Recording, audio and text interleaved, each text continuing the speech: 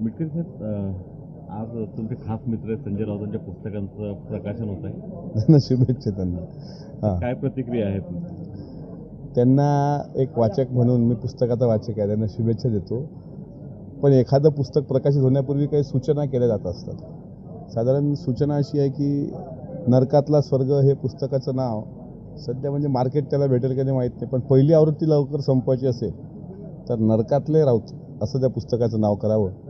त्याच्यामुळे आवृत्ती पटकन खपेल आणि वाचक वर्गही वाढेल. हा माझा सल्ला आहे पुस्तक वाचक म्हणून. त्या पुस्तकामध्ये असा उल्लेख आहे की अमित शहाची जी अटक आहे ती पवार साहेबांच्या पुढाकारानं टळली होती, जेव्हा केंद्रात सरकार होतं मनमोहन सिंगांचं. गोजरा झाल्यानंतर त्याच्या काही गोष्टी झाल्या. नाही, मी इतकं बारीक काय पुस्तक वाचलं नाही. पुस्तक वाचल्यानंतर त्यावर प्रतिक्रिया देणं योग्य राहील, कारण मी सुद्धा एक चांगला वाचक आहे. जरी संजय राऊत साहेब माझ्या पक्षाचे नसतील तरी त्यांचं पुस्तक नेमकं कसं लिहिलं, किती वाजता लिहिलं, कुठं लिहिलं, हे थोडं त्याचं चिंतन केलं पाहिजे.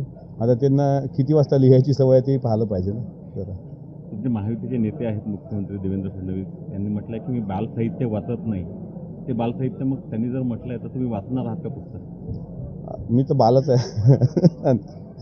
बालसाहित्य, पण बालसाहित्य वाचलं पाहिजे कधी कधी. म्हणजे आता उन्हाळा आहे, मामाच्या गावाला जाऊया, बालसाहित्यातली कविता आहे.